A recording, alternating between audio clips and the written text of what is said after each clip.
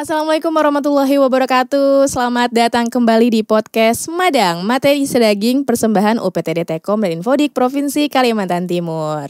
Apa kabar nih sobat? Kembali lagi di podcast kita di edisi hari ini yang pastinya membahas seputar topik menarik nih. Apa tuh? Kalau misalnya kalian yang lagi di jenjang SMA atau punya saudara atau lagi berkarir di bidang SMA nih pas banget nih teman-teman bisa menyimak informasi kita pada hari ini yang akan menghadirkan informasi seputar bidang pembinaan SMA. Tentu saja saya nggak sendirian nih sobat, saya kedatangan salah satu pejabatnya nih yang mempunyai andil besar nih kalau membahas seputar SMA. Siapa itu? Ada Bapak Muhammad Jasniansyah dari Kepala Bidang Pembinaan SMA Disdikbud Kaltim. Tepuk tangan teman-teman. Iya. Assalamualaikum Bapak. Waalaikumsalam. Selamat datang ya Pak. Makasih. Apa kabar Pak? Alhamdulillah sehat. Iya sehat ya Pak. Nah kalau misalnya ngebahas pembinaan SMA nih Pak, tentunya kan banyak sekali program yang telah dilaksanakan. Apa aja sih Pak program tersebut?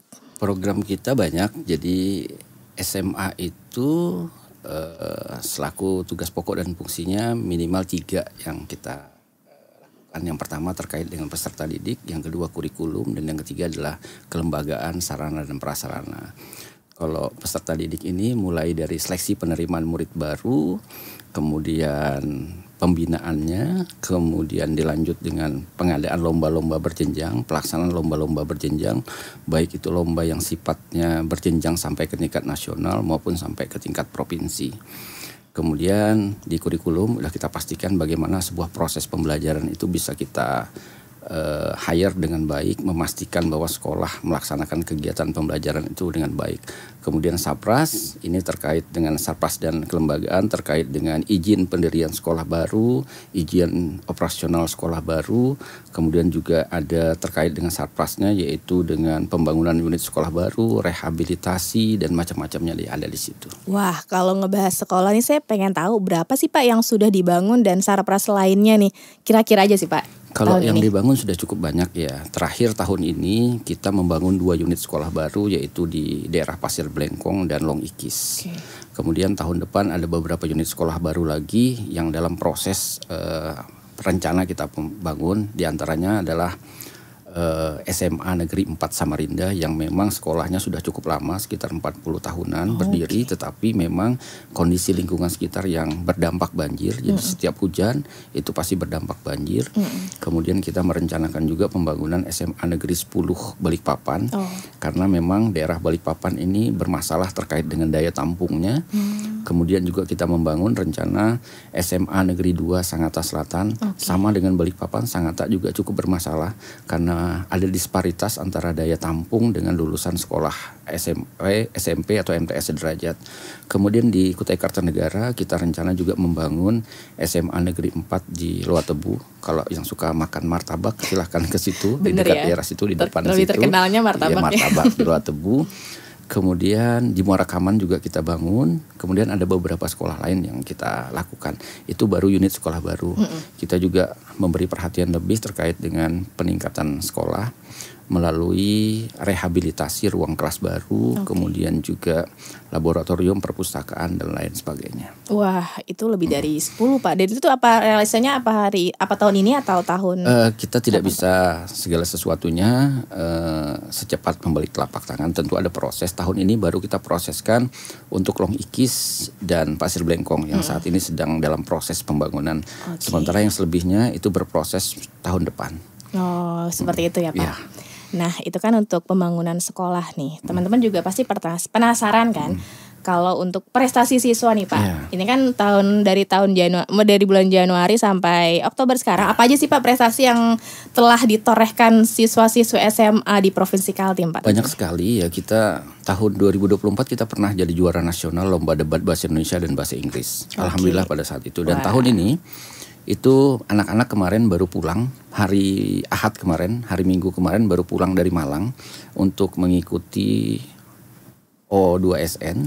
Dan alhamdulillah juga prestasinya cukup menggembirakan, cukup membanggakan kita, di mana kita mendapat 1 perak, 2 perunggu dan 2 lagi juara favorit. Wah, ya, itu alhamdulillah. Nah, kemudian ini pekan depan ini kita ngirim opsi ke Jakarta. Olimpiade penelitian ya Pak. Ya, siswa ini. Berarti opsi ini lagi baru berproses, baru mau kita kirim. Oke. Selain itu kalau untuk dunia olahraga apakah ada sih Pak? Dunia olahraga ini kan sifatnya tematik ya. Ada yang langsung berjenjang ke nasional, ada juga yang di daerah. Seperti kemarin lomba keagamaan juga tematik sifatnya, baru kita selesaikan sampai di tingkat provinsi. Baru juga hari Jumat kemarin baru selesai. Dan itu tentunya rutin ya Pak? Maksudnya rutin, tahunan setiap gitu tahun, ya? Rutin setiap tahun. Jadi memang ada dinamika tertentu ya. Mungkin karena memang ya tidak bisa dipungkiri, walaupun saya sebenarnya tidak boleh juga mengatakan karena faktor anggaran, faktor keuangan tidak boleh juga. Tapi memang dinamikanya berkembang seperti itu. Makanya ada beberapa lomba yang kita lakukan secara daring untuk mensiasati itu supaya apa, wahana untuk mengaktualisasi bakat minat siswa ini tetap terjaga dan tetap bisa kita laksanakan. Bisa semaksimal mungkin ya Pak, dan menghasilkan atau menelurkan bakat-bakat baru dan regenerasi lah. Dan selain itu Pak, ini kan lagi pro kontra juga bisa dibilang adalah TKA Pak. Tes kemampuan akademik yang lagi heboh juga. Teman-teman atau adik-adik kita ngerasa kayak ini ujian apa lagi sih? Maksudnya selain ada ujian nasional kenapa ada TKA lagi? Nah tentunya setiap kebijakan pasti ada manfaat nih. Betul. Nah ini pengetahuan buat teman-teman, TKA itu ada manfaatnya loh guys nih. Silakan Pak. Ya TKA bukan pengganti ujian nasional karena memang sekitar 5 tahun yang lalu sudah kita hentikan ya. Pemerintah melalui kebijakannya sudah menghentikan ujian nasional. Hari ini ada yang baru adalah tes kemampuan akademik atau TKA, tapi bukan tenaga kerja asing ya.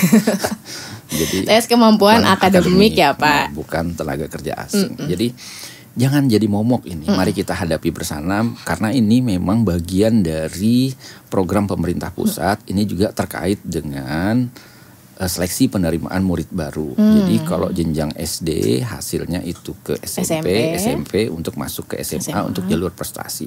Nah untuk yang SMA itu untuk masuk ke perguruan tinggi.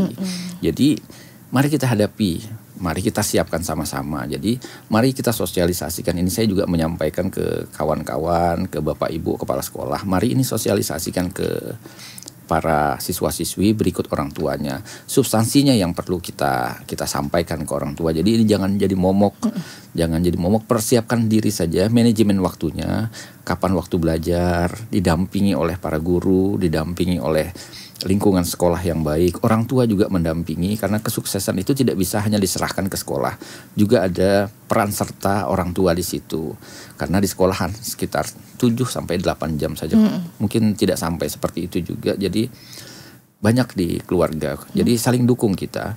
Sekolah mendukung, orang tua mendukung, insya Allah kita bisa lewati ini. Karena ini jalur untuk masuk perguruan tinggi, jalur prestasinya. Jadi dipermudah dengan langsung ada nilainya gitu Pak ya? Ya, jadi nanti ini secara bertahap kan. Jadi murid mendaftar, itu ada surat pernyataan ya, diketahui orang tua, kemudian disampaikan ke sekolah. Kemudian operator sekolah itu menguploadnya. Kemudian dinas akan mengapprove itu. Nanti ada daftar nominatif sementaranya keluar, kemudian lanjut nanti ada pembagian kartu apa segala macam baru kita hadapi. Insya Allah tanggal 3-4 kita laksanakan TKA ini. 3-4 apa Pak? November. Untuk jenjang SMA.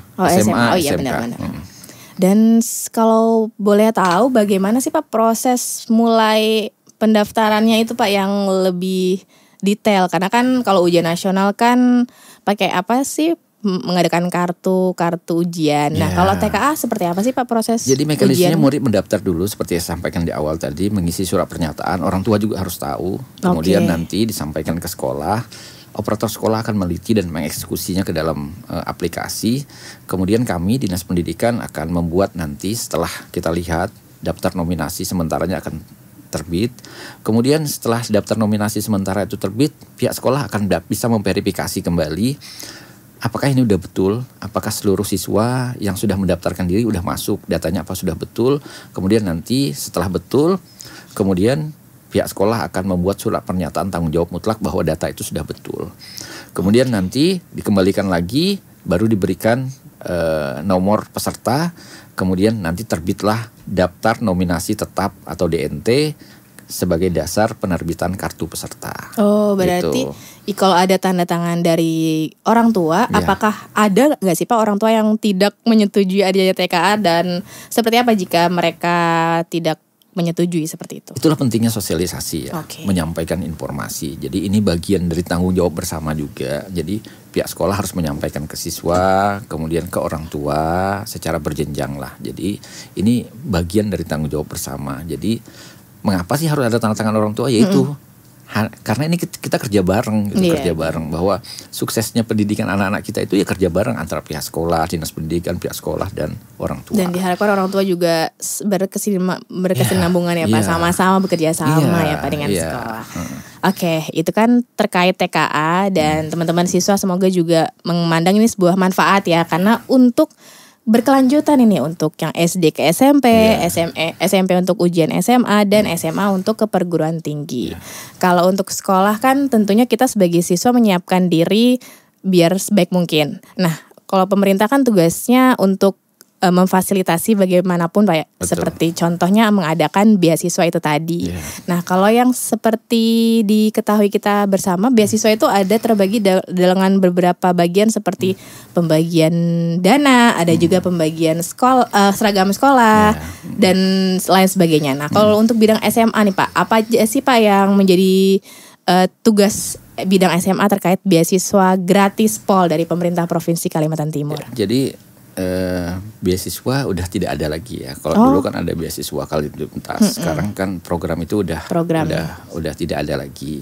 Sekarang penggantinya adalah gratis POL, gratis biaya pendidikan jenjang SMA, SMK, SLB, dan S1, S2, dan S3. Kemudian untuk gratis biaya pendidikan di jenjang menengah ini kita kompensasikan melalui bantuan operasional satuan pendidikan. Sementara yang S1, S2, S3 itu di-hire atau dikelola oleh Bapak Ibu yang ada di Biro Kesejahteraan Rakyat di Sekretariat Daerah Kantor Gubernur gitu. Berarti kalau untuk pembagian seragam sekolah nih seperti apa Pak? Seragam sekolah sebenarnya dikelola oleh Dinas Pendidikan ya secara utuh. Nah, saat ini kan sedang berproses ya. Informasi terakhir yang saya dapatkan dari kawan-kawan di kantor itu sudah proses penunjukan penyedia.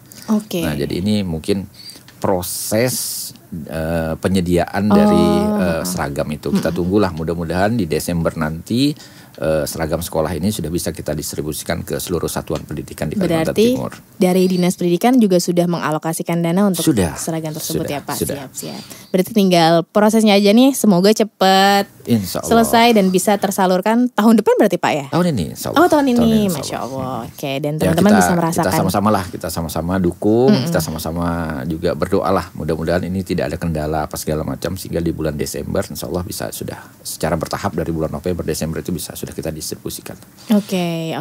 Selain itu Pak Jasni, kalau dilihat terkait pemberian gratis seragam tadi, dan juga ada namanya sekolah rakyat juga itu Pak. Nah, sekolah rakyat di Kalimantan Timur nih berapa sih Pak? Jadi gini, sekolah kita itu kan ada terbagi. Yang pertama, memang ada program pemerintah pusat ya. Yang pertama adalah sekolah unggulan. Sekolah unggulan ini kita biasa sebut dengan sekolah unggulan Garuda. Sekolah unggulan Garuda dibagi dua. Yang pertama adalah sekolah unggulan Garuda Transformasi. Sekolah unggulan Garuda Transformasi ini adalah sebuah sekolah yang sudah eksis, yang memang sudah sekolah unggul, berdasarkan mapping kita sekolah unggul, kemudian ditingkatkan, dilabeli sekolah unggulan Garuda Transformasi. Kemudian ada lagi sekolah unggulan biasa. Sekolah unggulan Garuda biasa ini sekolah baru sama sekali, yang kita buat dari nol. Tapi ini di-hire langsung oleh Kementerian Pendidikan Tinggi, Sains dan Teknologi. Tujuannya apa? Tujuannya untuk menyiapkan generasi-generasi kita untuk masuk ke top 100 perguruan tinggi di dunia. Jadi arahnya sudah ke luar negeri. Kemudian ada lagi sekolah rakyat. Sekolah rakyat ini di-hire oleh Kementerian Sosial. Nah, kawan-kawan di Dinas Sosial juga jadi sebagai leadingnya. Ini adalah untuk menyiapkan generasi kita juga. Pak Presiden menyampaikan ini bahwa kemiskinan itu bukan sebuah warisan. Jadi salah satu upaya kita untuk memutus rantai kemiskinan itu melalui pendidikan dan kesehatan. Nah, ini upayanya. Nah, di Kalimantan Timur untuk sekolah rakyat ini ada 3. Sekolah rakyat terpadu 24 kalau tidak salah, itu lokasinya di BPMP Seberang. Kemudian sekolah rakyat terpadu itu yang nomor 57 ada di Balai Pendidikan Vokasi, Balai Vokasi di Sungai Kunjang. Dan yang terakhir adalah sekolah rakyat terpadu 58 itu adanya lokasinya di SMA Negeri 16 Samarinda. Untuk yang 24 dan di 57 itu memang dikelola, tanggung jawabnya ada di pemerintah Kota Samarinda. Sementara pemerintah provinsi itu ada di sekolah rakyat terpadu nomor 58 yang ada di SMA Negeri 16. Kemudian ada lagi sekolah yang existing biasa, itu yang seperti yang saat ini sudah ada eksis yang kita kelola melalui Kementerian Dasar dan Menengah. Itu seperti apa Pak sekolahnya Pak? Ya, sekolah yang sudah ada saat ini. Yang beberapa sekolah itu Pak ya. Yang sudah eksis. Dan kalau lebih khusus lagi SMA Negeri 16, kenapa dipilih SMA Negeri 15 dan bagaimana proses belajar mengajar dari sekolah rakyat tersebut? Apakah ada yang berbeda atau lebih khusus seperti apa Pak? Jadi kenapa SMA Negeri 16 kita pilih? Karena memang kita mengajukan beberapa lokasi pada saat itu. Dan memang pada saat kunjungan pimpinan kita, baik itu Pak Gubernur, Pak Wagub maupun Pak Menteri ke sana, itu mengambil kesimpulan bahwa SMA Negeri bisa dijadikan sekolah rintisan sementara ya. Sekolah rintisan sementara sekolah rakyat 58. Karena memang di SMA Negeri 16 ini sudah ada asrama yang dulu memang merupakan warisan dari SMA Negeri 10 sebelum SMA Negeri 10 dipindahkan ke Education Center. Jadi sudah ada asrama, gedungnya sudah ada. Tinggal dipoles atau di beberapa penambahan rehabilitasi yang dilakukan oleh Kementerian PU sehingga bisa menampung siswa-siswi dari jenjang SD sampai jenjang SMA. Dikumpulkan di SMA 16. Seperti itu Pak. Saya kira di SMA aja itu. Enggak, jadi dia tidak menjadi satu dengan SMA 16 tapi dia terpisah tersendiri. Terpisah sendiri. Jadi tidak sama-sama dengan SMA 16. Jadi SMA 16 tetap berjalan seperti biasa, sekolah rakyatnya juga berjalan seperti biasa. Dengan tenaga kependidikannya seperti apa Pak? Tenaga kependidikan itu rekrutmen dari kementerian sendiri. Jadi ada beberapa rekrutmen di sana untuk ditempatkan di sana. Dan alhamdulillah sampai ini bisa jalan, sudah jalan. MPLS-nya di awal Oktober kemarin. Bahkan pekan lalu Pak Menteri Sosial juga berkunjung ke sana, melihat kondisi realnya di sana seperti apa. Kemudian lanjut launching atau pengenalan terkait dengan Sekolah Unggul Garuda di SMA Negeri 10. Oh begitu. Kemudian terkait Sekolah Unggulan Garuda nih Pak, apa aja sih Pak yang menjadi titik penting untuk bisa menjadi unggul seperti itu Pak? Jadi di bulan April apa Juni saya lupa ya, itu kita diundang oleh kementerian untuk menyampaikan seleksi terkait Sekolah Unggulan Garuda Transformasi. Pada saat itu kita diminta menyampaikan kalau tidak salah 2 atau 3 sekolah. Kita waktu itu mengusulkan 3 sekolah. Yang pertama adalah SMA Negeri 2 Sangatta Utara, yang kedua SMA Negeri 3 Tenggarong, dan yang ketiga adalah SMA Negeri 10. Dan berdasarkan penilaian portofolio oleh kementerian, itu yang terpilih alhamdulillah SMA Negeri 10 Samarinda dari 12 sekolah unggulan Garuda yang ada di Indonesia. Sekolah Unggul Garuda Transformasi yang ada di Indonesia. Jadi jumlahnya cuma 12. Salah satunya kita di Kalimantan Timur SMA Negeri 10 Samarinda. Kemudian yang di-hire langsung ini karena menyiapkan sumber daya manusia kita, siswa-siswi kita, alumninya itu harus masuk ke top 100 perguruan tinggi di Indonesia. Jadi yang diintervensi nanti oleh pihak kementerian adalah terkait dengan bagaimana pengembangan kompetensi guru, manajemen sekolah, dan bagaimana pengembangan rekrutmen, termasuk rekrutmen siswa-siswinya. Berarti apakah ada pembedaan untuk gurunya Pak? Tidak, karena memang kita dari daerah juga ada sekolah unggulan kan. Memang sebelumnya kita juga sudah menetapkan bahwa SMA Negeri 10 ini bagian dari sekolah unggulan di daerah. Karena program dari Bapak Gubernur itu juga ada sekolah unggulan. Nah, jadi kita juga sudah melakukan rekrutmen atau seleksi untuk guru-guru yang ditempatkan di sana. Jadi sebenarnya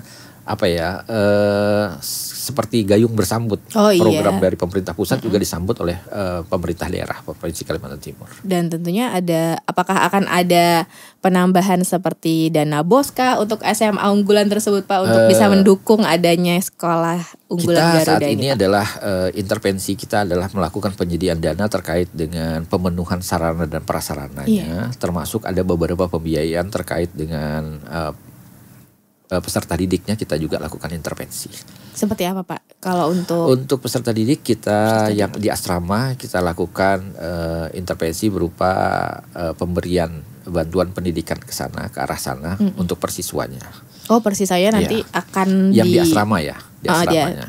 Oh, berarti nggak semua Pak? Apakah semua siswa di asrama atau ada beberapa semua siswa di asrama? Semua siswa di asrama. Ya. Oh, berarti rencana itu yang akan dilakukan sudah dilakukan atau sudah dilakukan dan tahun ini mulai kita lakukan lagi. Jadi sebelumnya itu memang sudah kita lakukan, tapi dengan adanya ditetapkan sebagai sekolah unggulan daerah dan sekolah unggulan Garuda Transformasi, tentu itu akan lebih besar lagi jumlahnya. Oh, gitu. Seperti itu ya. Jadi untuk lebih khususnya SMA Negeri 10 karena yang dipilih langsung nih teman-teman oleh Kementerian Pendidikan ya Pendidikan Pak. Tinggi, Sains dan Teknologi. Sains dan Teknologi untuk mewujudkan lulusan untuk melanjutkan pendidikan masuk ke universitas 100 terbaik di dunia. Dan itu bakal dapat dibiayai oleh Pemprov atau nasional Pak? Itu akan disediakan beasiswa. Jadi karena program ini baru ya, jadi belum ada lulusan juga ke arah sana. Tapi berdasarkan diskusi-diskusi kita dan beberapa sosialisasi itu ada beberapa beasiswa yang akan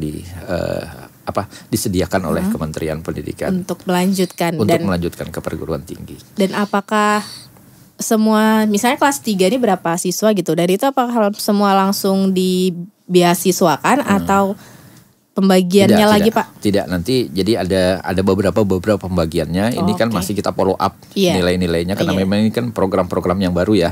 Baru juga dikenalkan pekan lalu, walaupun seleksinya dari sekitar triwulan pertama kemarin. Ini baru follow up kembali.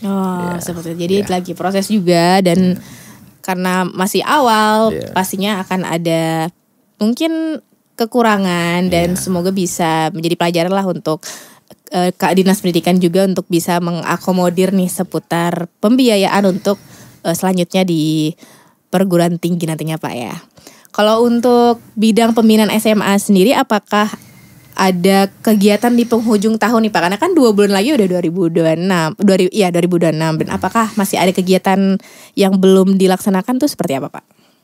Beberapa kegiatan yang belum dilaksanakan itu hanya bagian dari follow up dari yang kita laksanakan di awal Januari kemarin. Seperti beberapa pekan ke depan ini kita akan lakukan terkait dengan dual track, evaluasi dan festival dual track di sana. Dual track. Jadi itu apakah ada bocoran tempatnya di mana Pak? Masih kita diskusikan ini tempatnya, apakah juga di Samarinda atau di mana. Tetapi memang ini jadi proyeksi kita dalam bulan ini untuk dilaksanakan. Kemudian kita juga mau menyelesaikan terkait dengan muatan lokal. Buku muatan lokal kita ini sebagai sebuah inisiasi warisan kita bahwa memang anak-anak kita harus mengetahui warisan lokalnya. Kemudian yang selanjutnya adalah penyelesaian lomba-lomba yang dilaksanakan oleh pemerintah pusat. Jadi ini kita kirimkan seperti tadi opsi apa segala macam kita kirimkan. Ya selebihnya mungkin penyelesaian terkait dengan kegiatan sarana dan prasarana yang harus kita segera selesaikan sampai akhir tahun ini. Nah kalau untuk saya tertarik terkait muatan lokal itu tadi. Nah apakah ada seperti menerbitkan setiap tahunnya itu Pak seperti apa Pak untuk muatan lokal ini Pak? Tidak. Apakah ada perbedaan? Jadi ada buku ya, ada untuk kelas 10, kelas 11 dan kelas 12. Jadi tahun ini kita mau menyelesaikan yang di kelas 12. Setelah itu sudah selesai ini. Jadi di muatan lokal ini ada 3. Yang pertama adalah seni budaya, kemudian sumber daya alam, dan yang ketiga adalah bahasa. Bahasa ini bahasa Kutai, bahasa Dayak, bahasa Pasir dan bahasa Berau. Jadi itu. Berarti emang muatan lokal Bu. Ini untuk disebarkan ke siswa Pak ya? Ke sekolah. Ke sekolah. Bagian dari kurikulum muatan lokal kita. Bagian dari kurikulum muatan lokal adalah bahasa tambahan yang harus diketahui siswa. Itu untuk jenjang SMA Pak ya? SMA. Jadi mendapatkan bahasa apa tadi Pak? Bahasa Kutai, bahasa Dayak, bahasa Pasir, dan bahasa Berau. Jadi nggak cuman Banjar aja nih kita bisa ya, tapi kita menuju ke bahasa-bahasa daerah lainnya untuk dilestarikan ya, biar generasi muda nih nggak lupa. Nggak lupa. Tahulah identitas lokalnya itu seperti apa. Ini bahasanya seperti ini gitu. Iya benar-benar sekali. Dan untuk pertanyaan pamungkas, Apa aja sih Pak rencana tahun depan yang akan dilaksanakan bidang SMA Pak untuk rencana-rencana setiap tahunnya itu Pak seperti apa? Yang jelas tahun depan mungkin kita yang diawali dulu dengan penyesuaian terkait dengan regulasi seleksi penerimaan murid baru ya. Oke. Karena memang itu bulan apa ya Pak? Itu sekitar bulan Juni pelaksanaannya, tetapi memang persiapannya itu biasanya sudah dimulai dari bulan Februari. Seperti tahun lalu. Tahun ini ya, tahun ini itu regulasi baru ada di bulan Februari, 28 Februari, Permendikbud 3 tahun 2025. Nah, tahun depan karena ada TKA tentu ada lagi perubahan-perubahan regulasi terkait dengan SPMB. Karena memang harus diawali dari SPMB ini. Kemudian kita juga memberikan beberapa pendalaman dan penguatan terkait dengan lomba-lomba terutama pada guru-guru. Supaya bisa mendampingi siswa-siswi kita bisa unjuk gigi lah berprestasi sampai dengan tingkat nasional. Kemudian juga seperti yang saya sampaikan di awal tadi, atensi kita terkait Sapras juga beberapa program itu harus kami selesaikan. Kemudian untuk kurikulum kami melakukan beberapa evaluasi, termasuk evaluasi terkait dengan muatan lokal, seberapa jauh sudah efektif dilaksanakan. Kemudian bagaimana komunitas belajar guru yang tahun ini sudah kami visiting ke seluruh cabang dinas, apakah itu sudah terbentuk atau belum. Kemudian juga sukses terkait TKA tahun depan, evaluasi tahun ini. Evaluasi tahun ini bagaimana tahun depan perbaikan-perbaikannya. Kemudian yang paling penting adalah hasil dari AN tahun ini, asesmen nasional yang akan kita dapatkan di sekitar triwulan pertama, sekitar Februari Maret. Apakah raport pendidikan kita itu ada progres naik atau tidak? Itu yang paling penting. Ya itu Pak.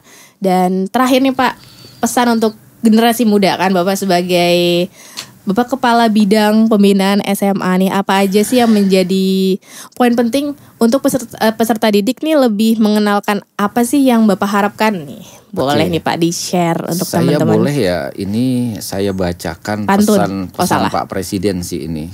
Pesan Pak Presiden Prabowo Pak Presiden ini kepada siswa-siswi kita pada saat mengunjungi sekolah rakyat di Jakarta. Saya izin bacakan ya. Silakan. Belajar yang baik, hormati guru, cintai ayah dan ibu, rajin sembahyang, selalu sopan dengan teman, olahraga selalu, cintai tanah air, semangat terus, selalu gembira. Itu pesan tersendiri dari Bapak Presiden kita. Untuk generasi muda. Karena semuanya itu penting dilaksanakan. Karena banyak sekali dampak yang kita rasakan kayak maraknya kriminal oleh generasi muda, masih muda udah kriminal, dan juga dampak negatif lainnya. Dan semoga pesan Pak Presiden bisa nancep Pak ya di kepala. Jadi sebagai reminder juga biar aku akan meneruskan nih pesan Pak Presiden. Dan satu lagi pesan dari Pak Menteri pada saat pengenalan sekolah Garuda. Saya izin bacakan ya. Silakan Pak. Kalian bukan hanya murid, kalian adalah penanda zaman. Jadilah generasi yang berani bermimpi dan bekerja keras. Belajarlah bukan sekedar untuk diri sendiri, tapi untuk mengangkat bangsa. Jadikan ilmu sebagai cahaya dan karakter sebagai arah. Nah, itu pesan Pak Menteri. Kalau pesan dari Bapak Jas nih, seperti apa Pak? Rajin belajar. Terus semangat. Semangat. Cintai daerah kita. Benar. Cintai keluarga kita. Kemudian jadilah generasi-generasi penerus yang bisa mengharumkan diri sendiri, keluarga, agama, dan negara kita. Siap. Oke Sobat Madang, itu tadi informasi seputar bidang pembinaan SMA yang disampaikan oleh Kepala Bidang Pembinaan SMA Bapak Muhammad Jasniansyah. Semoga dapat memberikan manfaat untuk kita semua dan sampai jumpa di program Madang selanjutnya. Assalamualaikum warahmatullahi wabarakatuh dan sampai jumpa.